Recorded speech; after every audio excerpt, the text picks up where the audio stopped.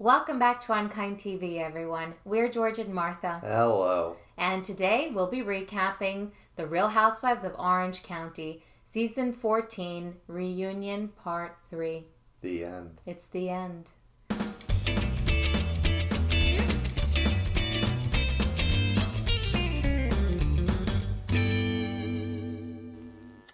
This is the end, my only friend, the end.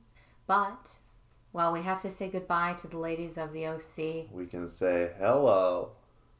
To a very secret project we've been producing. Producing. Yes. The latest Real Housewives franchise. It's good. Takes place in a tropical location. It's 1:20 in the morning, and we've been laughing about it for the past 2 hours. And we've already been on Amazon looking for things. Yes. It's a little bit like the earliest season of OC in terms of budget, but I promise you will love these ladies. Should we give them a hint? You know, we've been saying we'd love to see older women on The Real Housewives. We've made that happen. We like to see diversity. So these ladies come from very different backgrounds. Yeah. It's a little bit Felix and Oscar. Exactly. A little bit Golden Girls. A little bit The Departed. A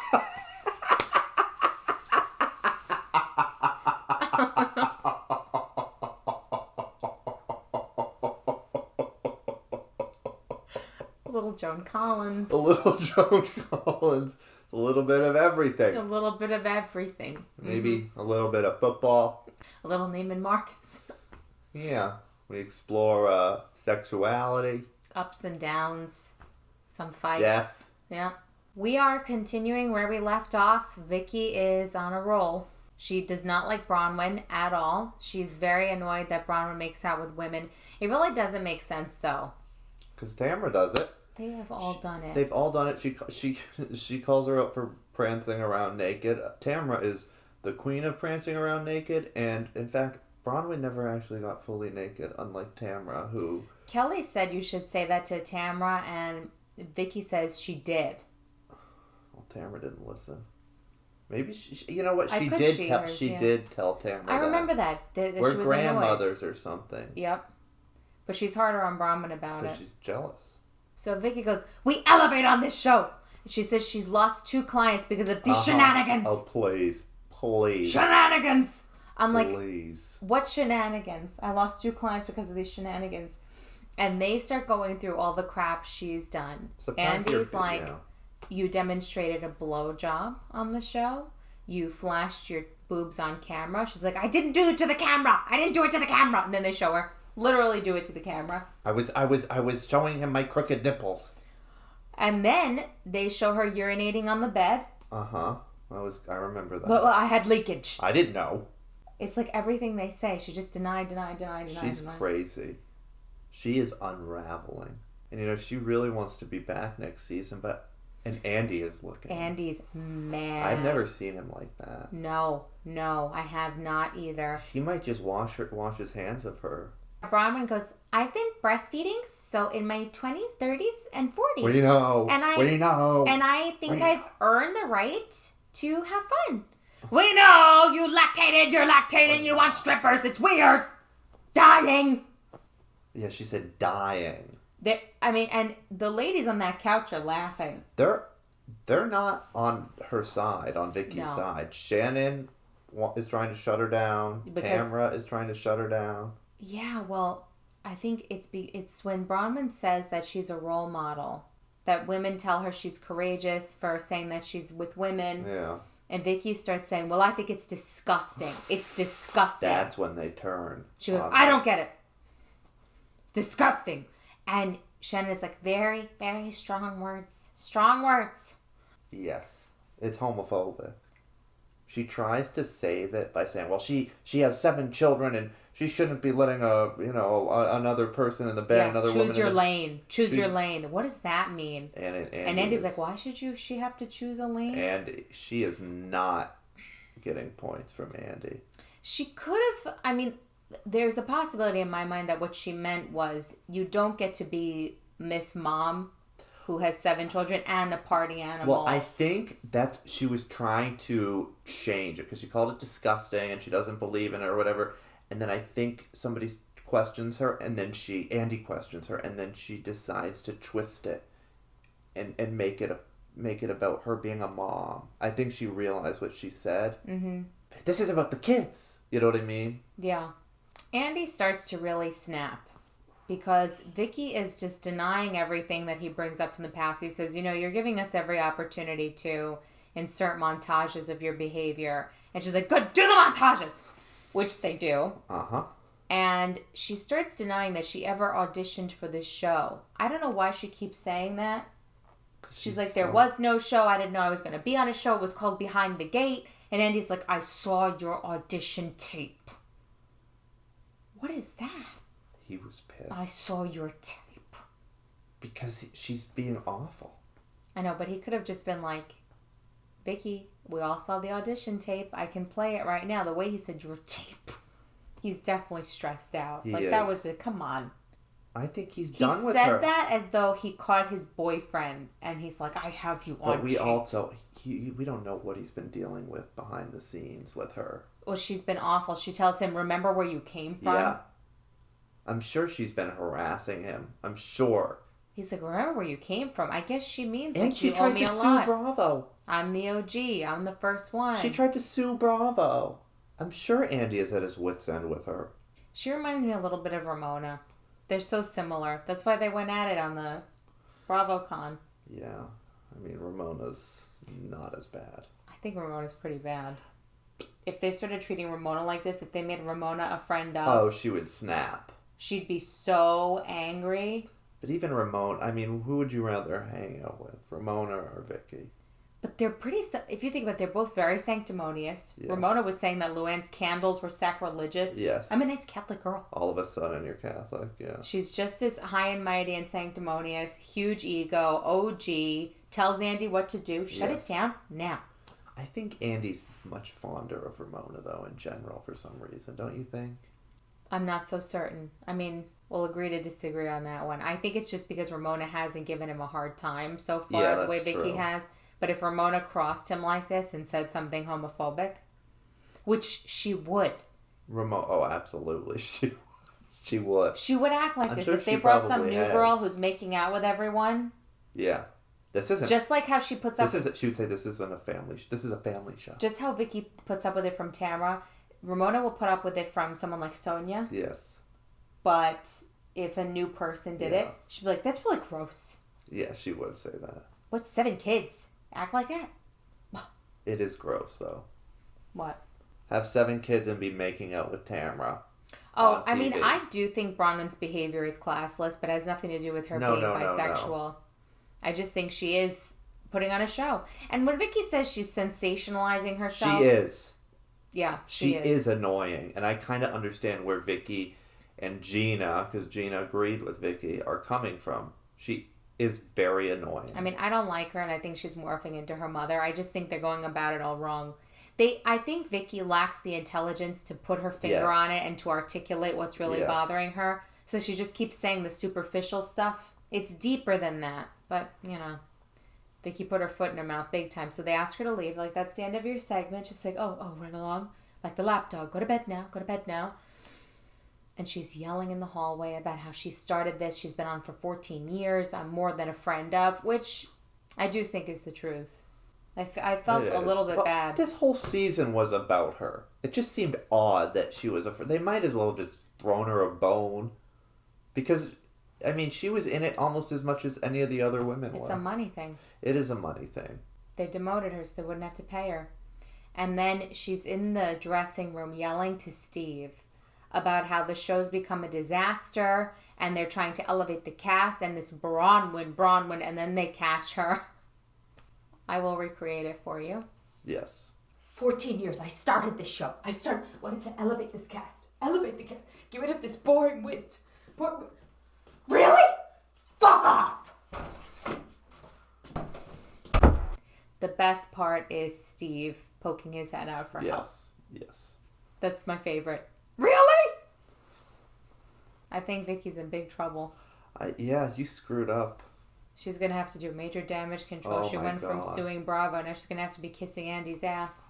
You better send a lot of nice onesies to Benjamin. Oh my God. I don't know if she's really homophobic. I think she's Bronwyn phobic. She is. I think there are some homophobic tendencies. I think she does have homophobic beliefs. I really do. I think you're right about that, actually. I would agree with you. I just mean, I should rephrase that. I think her issue with Bronwyn is not that. But the way she was speaking, you could tell she definitely is the type who doesn't think... Ignorant. She's definitely not pro-gay marriage. No. She made a statement defending herself, saying she's not homophobic, and it was really insincere. Yeah. She kind of just threw things in at the last minute. Because she was going on a cruise, so it was like, bye. Yeah, some of you think I'm homophobic. I'm not homophobic at all. I love the gays. I know many of my fans are gay. And people who say they love the gays. Friends of mine are gay. The friends of mine were the last thing. Just grab it. And friends. It was entertaining. Oh, and then she mentions a podcast. After last week. I don't do podcasts. Well, not last week. Last episode, yeah. I don't do podcasts, yeah. I'm going to be in a podcast about financial literacy. Dear to my heart. She's crazy. Andy starts asking about why Tammy Sue and Bronwyn are so attracted to each other. Something comes up about how they look alike. No. Bronwyn is like, it's a little narcissistic, but she looks like me. And Emma's like, they are similar. They both sort of have those evil, like, Disney villain eyes. Yeah, that's where it ends for me. They're both blonde and they're both villainous in different ways. Yeah. I don't see how they're anything alike. Bronwyn is, like, tall, slender. Although Bronwyn does have the potential of growing up or being a horrible mother, just like her mother and just like Tamra. I guess Bronwyn and Tamra, they both came from a trailer park. Yeah, exactly. They are similar in many ways. But not appearance-wise. No. It's with the exception of the evil eyes. This is just nonsense, as I like to say, shit fluff. Bronwyn says that, she's not worried about her kids seeing her behavior. She's like, actually, one of them came to me and said, I like women too. Isn't that nice for you? Thank you for your service. You're so brave. Honestly, I think Bronwyn likes attention just as much as her mother does. So I'm not buying this whole I think it's going to get worse too. It is. Of course it is. I don't even buy that the chemistry between them is real because I don't think Tamra's really bisexual. She makes up this whole story about how she and Eddie were having sex and then people were drunk and started watching them. I don't believe it. I don't believe it either. It was weird. Tell. Everyone saw his wiener. You could tell when they were in her eyes when she was telling when the they showed story. the unseen footage. Yeah, that's why she kept delaying answering it. And then she went under the table and hid her eyes. Yeah. I almost think that's why Emily kept pushing it. She's like, no, tell me or I'm going to fill in the blank. She's like, why are you doing this to me? Tamra's the type that would just say it. Yeah, there were other people there. She was trying to add to it believably. And because Eddie's gay. We get into some of Kelly's family drama. I felt really bad because she looked really upset as soon as Andy started introducing it. With all these train jokes, by the way, and he even says it's time to retire the train stuff. Thank you. Yes. No more. Yes. She gets this really dark look because it's hard about how she didn't speak to her mother for almost 2 years and it was over, because she kicked her brother out and that he put stories out there saying that she threw her mother down the stairs and then they reconnected so that her mother would say that that wasn't true and she said her brother could be vindictive. Maybe he's a little bit like Kelly in that way. Bad temper. So they made up, though, her and her brother? I think so. I see stuff on social media. Oh, okay. And I think she said it on the show. She FaceTimed with him, remember? Oh, that's right. She was just, I guess, recounting the experience. Yeah, she said it was hard for her. I mean, look, things happen in families. People do dark things to each other. Yeah. And, they're raised by the same mother. And she says she saw her mother get angry a lot. Yes. And that's where her bad temper comes from. So I'm assuming... That's where his comes from. He may have the same streak. Those things tend to run in So his, families. selling stories to the media isn't necessarily to get money so much as it to just get back at her. I don't think it was a money thing at all. It was to get at her. I thought it was, yeah. Yeah, that makes sense. In the same way she ran and tweeted Jim Bellino. Yes, exactly. Like that same kind of impulsive... Exactly. It's like rage. Yeah, that's what I thought. Oh, well. It's unfortunate, but I'm glad that they're at peace. I feel really bad because you could tell it's a genuine sore spot. It makes me like it would kill me if I didn't speak to my mother and my brother. Oh, would it? Yeah, it would. I can't take it. Yeah. I'm not one, like, usually if I'm talking to someone, I'll just let it go on indefinitely. But with my mother, I always break the ice. Exactly. I can't bear it. No, I see. Because I know that time with your mom is precious, So I get very, like... Yeah. I'm sorry. No, I was just thinking I had no problem not talking to my mother. I know, and you're the epitome of someone who would be, like, saying you never know when it's the last time. You never know. It's true. But my mother did things that were, I think... valid. You were completely right to do what you needed to do. Yes. But you're saying, like, if you get into, like, some petty little argument or whatever. I don't have that kind of toxicity, You grew up with a lot of bad behavior from your mom. Yeah, exactly. So you had to do what you had to do. Yeah. My mom's not like that, but she can be petty, yes. We all can. I don't think I'm petty at all. No, you're perfect. I am. I'm a saint. Just like your hair. My hair. Everybody talks about your perfect hair. I find that so strange. No, I don't. Why?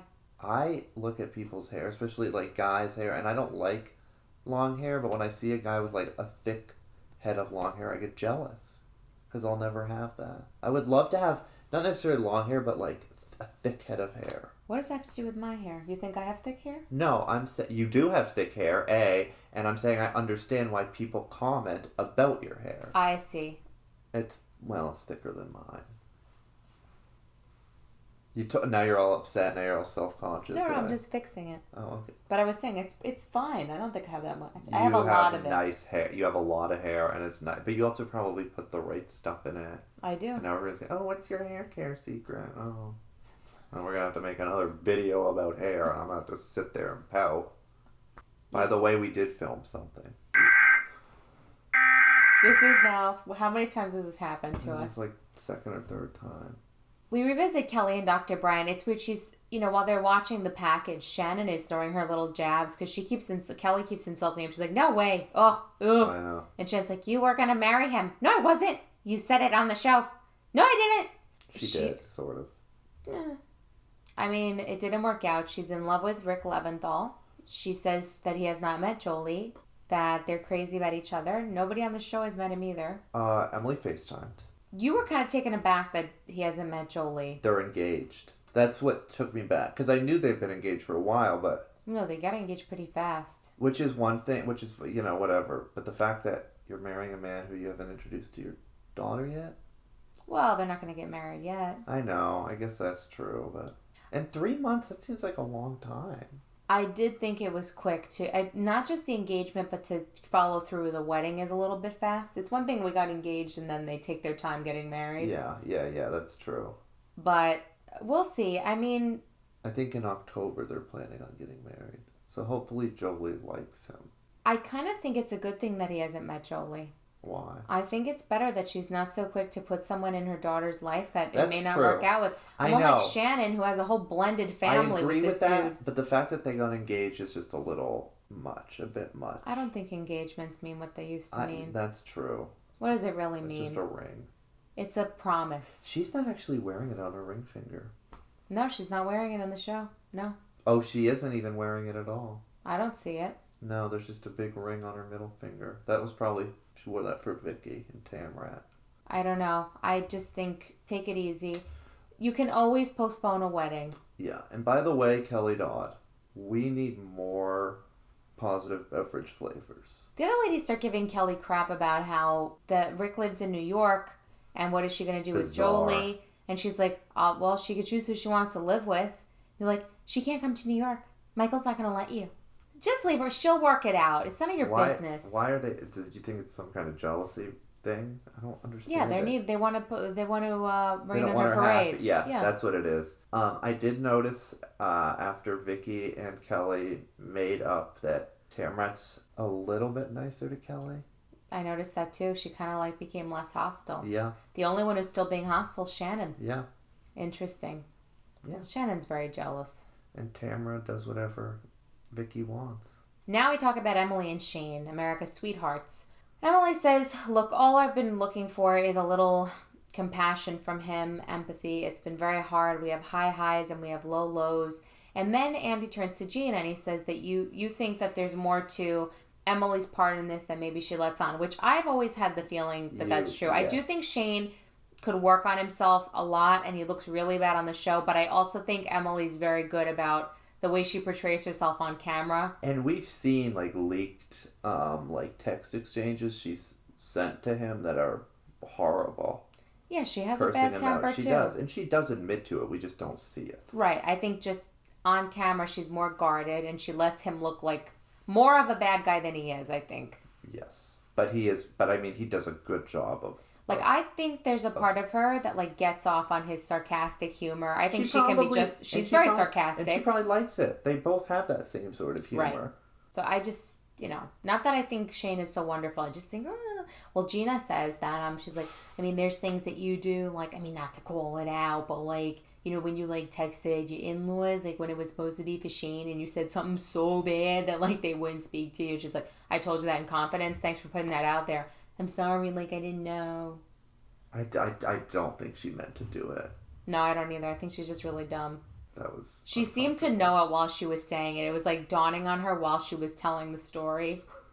You know what I mean? She was like that time, that like, does you say texted, something, though. That does say something about their friendship, though. That it is a genuine friendship.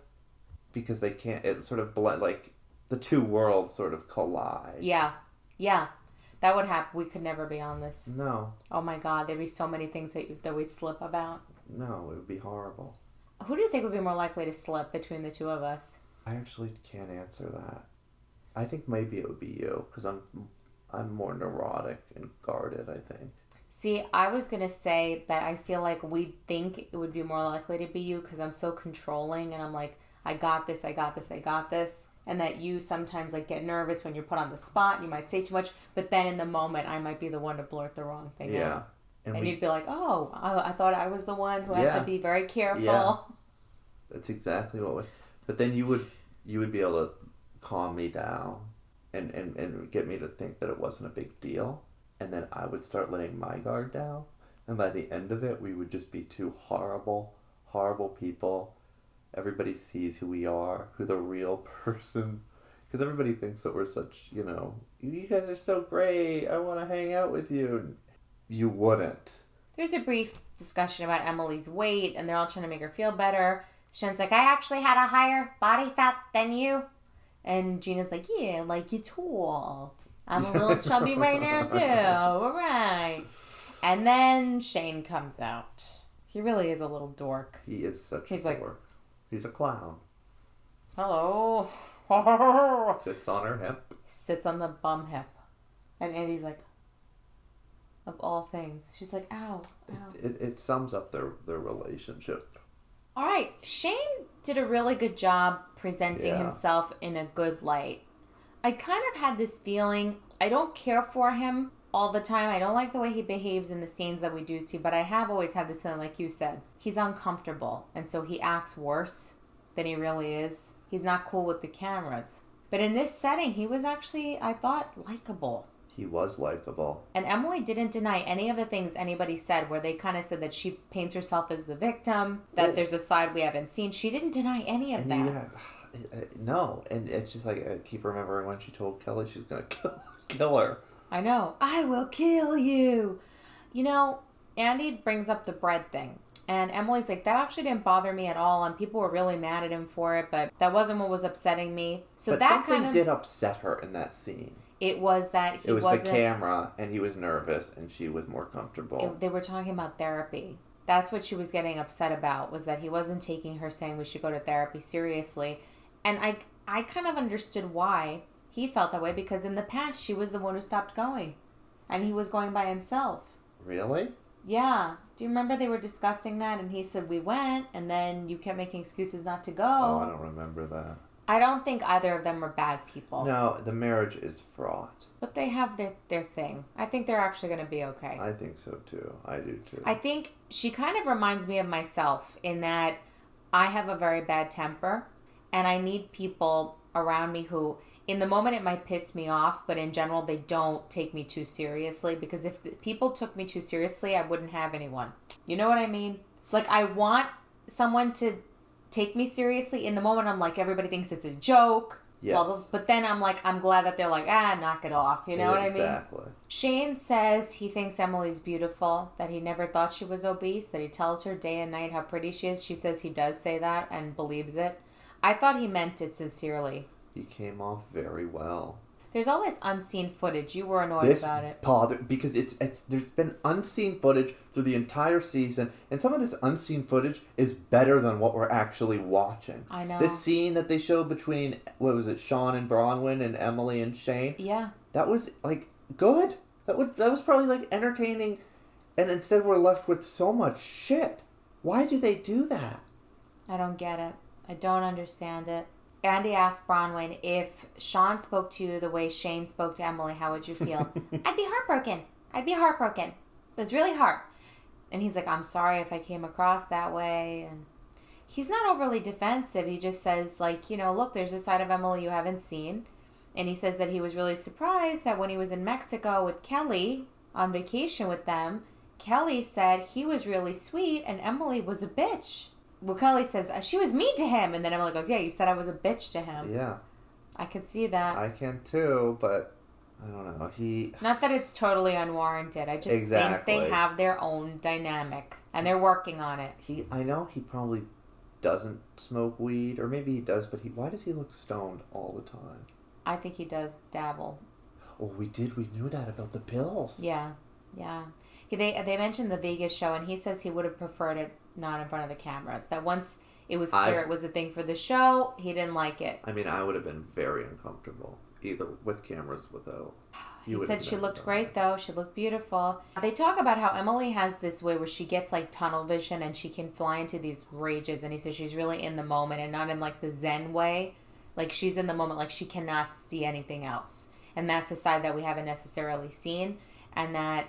they wrote out all the things they want to achieve in their marriage. And he said, look, I'm coming from a place of unconditional love. And she's helped me in so many ways with my 2 older children, navigating that. I didn't even know he had kids from another relationship. I forgot. I think I had heard that he did, yeah. And then Shannon has to chime in, this is a side to you that, I haven't seen. Shut up. And Emily's like, I wasn't comfortable sharing that with you.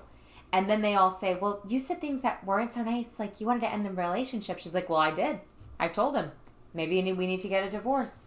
I like that Emily doesn't backpedal. She's not like, oh, I was just upset. She's like, yeah, I said it. She's one of my favorites. I wanted a divorce. I said it and I meant it. Yes, I have anger issues. And yes, he can be an asshole. And yes, we love each other. I hope we do get to see her anger issues, not just for entertainment value, but because it means that she's not attempting to hide something and look a certain way on camera. I think she's cognizant of being on television and what her children can grow up to see. And she tries really hard to... That's true, because she said when she went to that... How Annabelle acted like her. Yeah, when she did that thing on the beach. She's really trying to have that... Even if they see it at home, at least it's at home and not on TV for them to see on repeat. She did, yeah. The only time we've seen her lose it is when she told Kelly she was going to kill her. I will kill you! It is funny that they all went to Cabo together. You little bitch! I know, well, they became friends. It makes sense because you know what? Shane probably finds that amusing. They have a similar sense of humor. Yes. They're all sarcastic. Shane makes his exit. Andy's like a little bit of a dick. He's like, wow, so you don't have horns. He's like, nope, never did. I don't have a halo either. We've established that. Andy's over it. I know. Well, he's got Vicki, that baby at home. Oh, and the baby. Babies ruin everything.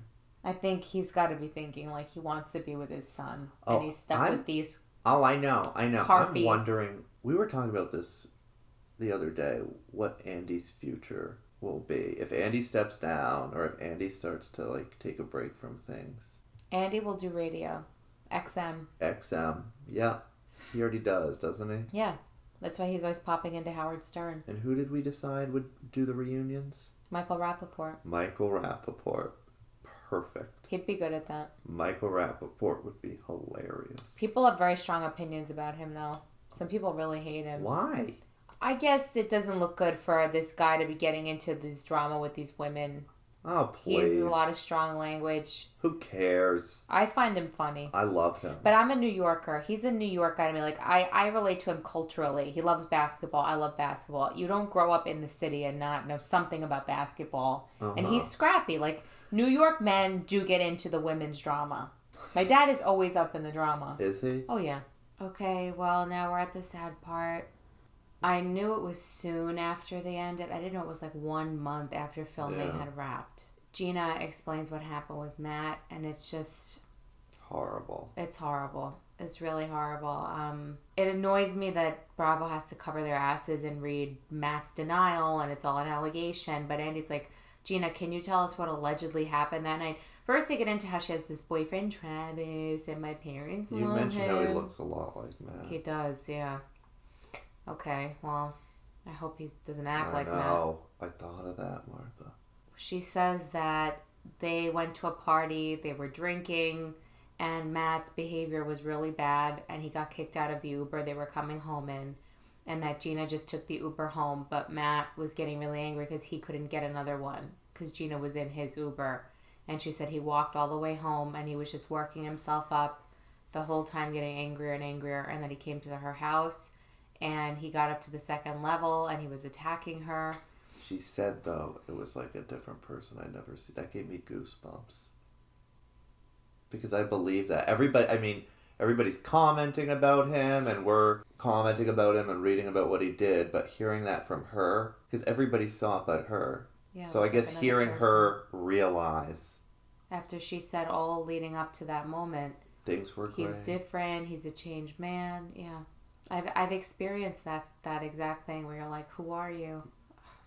He climbed through the bedroom window. He climbed up to the roof. And she ran out to get help, and she was ringing the neighbor's doorbell, and he grabbed her and dragged her, and I think Emily says 8 people called the cops. 8 different neighbors. Good. That must have been bad. He is awful. It really upset me to hear this. She's like a little girl. She's in her mid-30s, but she is just like a little girl, like realizing that. I thought it was extremely telling that Kelly, Emily, and Bronwyn, who I don't even like, but even Bronwyn got teary-eyed. Yeah. They were all really upset, and Emily is crying, saying, I love her so much. Like, I'm just devastated for her. And Kelly has to tell Tamra, hug her. And Tamra's like, oh, but there's a pillow. And she goes, aww. Sometimes you have to go to hell to get to heaven. Tamra and Shannon, nothing. Shannon looks very uncomfortable. Just, stone face. I don't know what's going on with Shannon. She just looks very uncomfortable. And they were close. That's what I don't understand. They were bonding, and Shannon doesn't even react to this. I wonder if she experienced something similar. All I know is I don't know Gina, and I'm watching this on TV. I can't even imagine if I were on a show with someone and spend time with this. She's an innocent person. She is. That's the thing. Yeah. Anybody that went through that and told me that, I would be crying over it and very upset. Especially, there's something about her that makes it even worse. She's a child. She's got a sweetness about her that they don't react says everything about them. Oh. And Gina says something else. She says it's kind of sick, but that being on this show stopped her from getting help because she didn't want it getting out. She's like, I had just had the DUI. That was everywhere. Yeah. I didn't want this to get everywhere. Andy says something I was glad he said, which was that, thank you for sharing all of this in such detail because, a lot of people watch The Real Housewives and maybe you said something that got through to somebody somewhere. And I think that's accurate. Like Bronwyn, she really bared her soul in telling everyone she had a threesome. Equally courageous. Yeah, they're both very courageous. I will say I was shocked that Gina spoke so in detail about it. I thought she would have to be brief or something. There are so many people who are going through stuff like this every day, constantly, and I'm sure there are people watching this and looking at their husband. It's never, ever, ever okay. Men are beasts. Listen to your gut, and if someone is hurting you and you're hiding it and you know it in your gut, there's resources. But it's tough. It is not easy to get help from someone like that. No. Because they don't do much to protect you, and then you go to get the help and it incenses that person even more. Exactly. Why didn't you get a restraining order? Because you know what? The restraining order ends up being the tragic footnote. Yes. I try to put myself in a psychopath's shoes. If somebody got a restraining order on, I'd be incensed.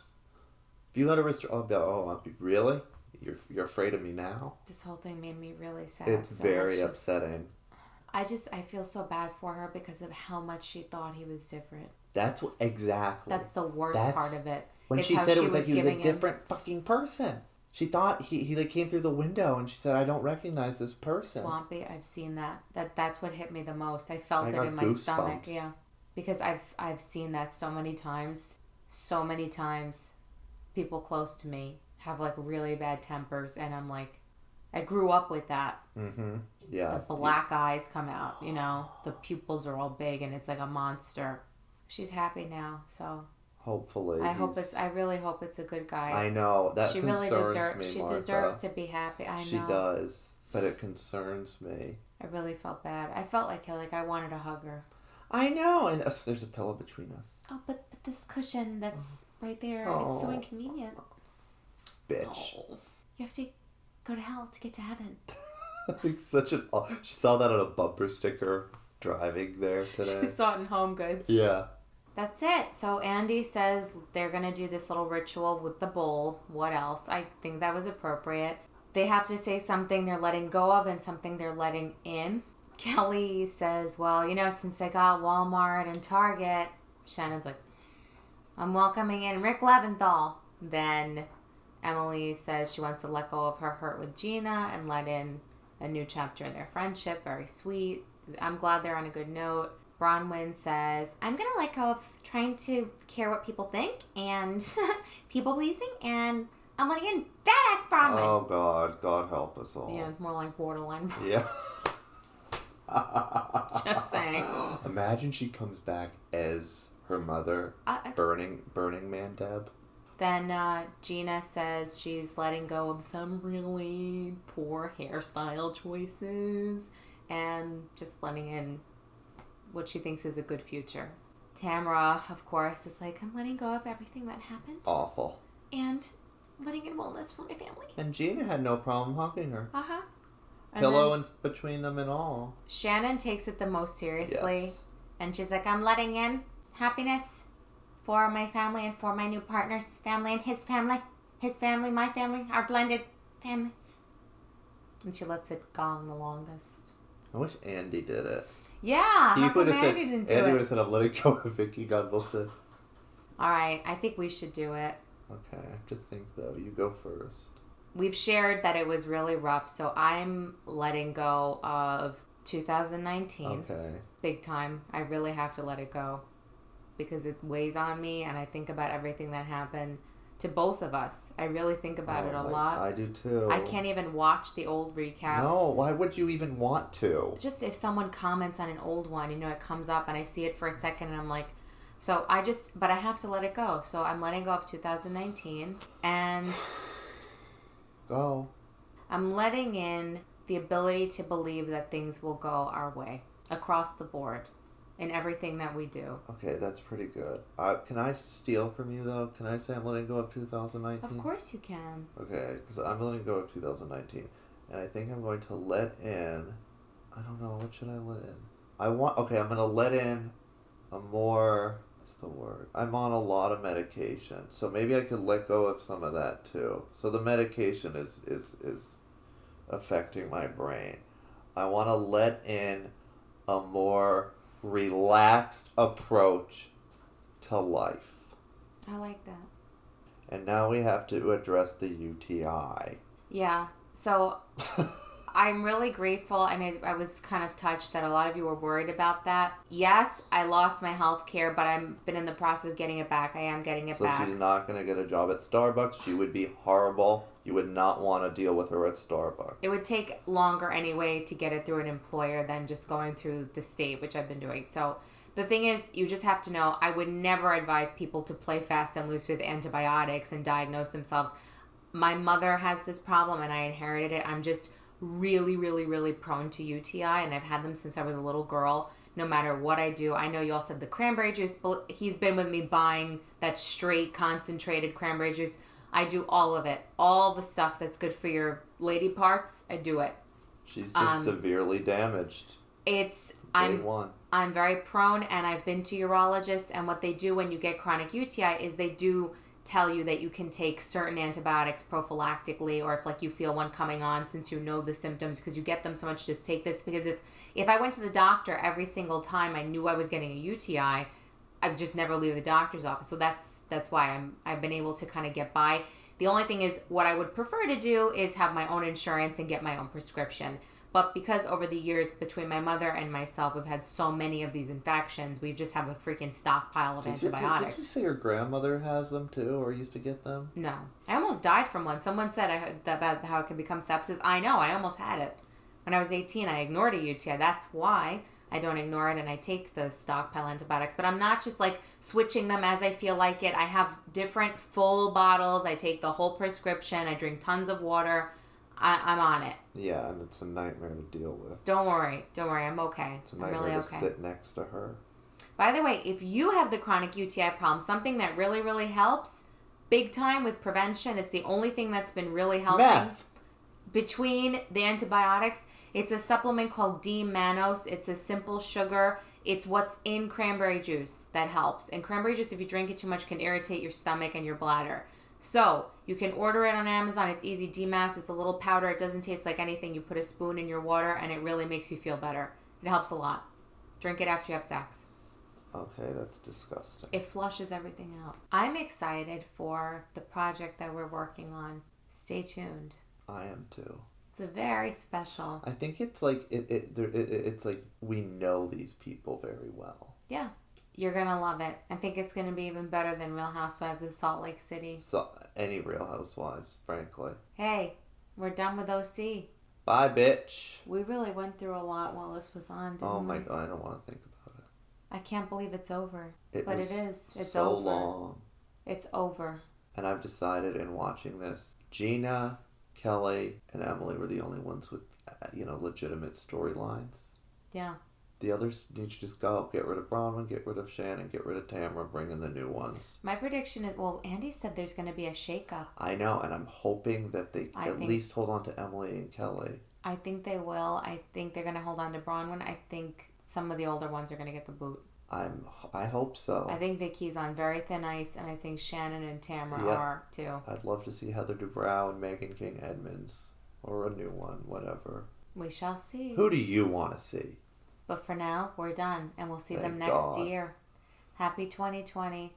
I hope all of you have a good 2020. I know. And you know what? We all need to. A better decade. By the way, did you all see these people recapping their decades on social media? No. Oh my God, and their year. Everybody's like, so blessed. We started in Switzerland, and then I got married, and then we got a puppy, and then blah, blah. And I'm like, you know what? Well, I had a breakdown. Okay, but and then I lost 15 pounds. They did have a breakdown. Those people who are always posting that shit are the ones who are the most damaged. It's like the people who post about how they love their spouse so much every fucking day. They're the ones who end up getting divorced. I would love to see someone, and we should do this, do a whole recap of our past decades. It would include rehabs, it would include psych wards, it would include medications, it would include divorces, and what else would it include?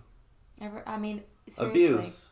My last 10 years, 2 suicides, a drug overdose. Yeah, death. Suicide attempt, psych ward, rehab. I did get sober. That's the only good thing. Me too. That's it. And I got Stevie. And blanket. That's it. Our pets are the best thing to come out of the last decade. Sobriety and blanket. And sobriety's a little overrated. We just really have no choice but to be sober. We have to. It's like not even like, oh, so courageous. We have to. Because we just be... I'm not grateful. No, I'm not either. I don't look at it as a fucking miracle. I don't. I look at it as you don't have a choice. You have a problem. You dealt with it. I'm a diabetic. You take your insulin, right? I have a problem with alcohol. I don't drink anymore. That's it. I don't need the rah-rah. You're so strong. Luann has a problem with alcohol. She drinks. Yeah, I'm drinking, Luann. She's drinking. Thanks for hanging on with us. We'll see you when we see you. Soon. Soon. Jersey.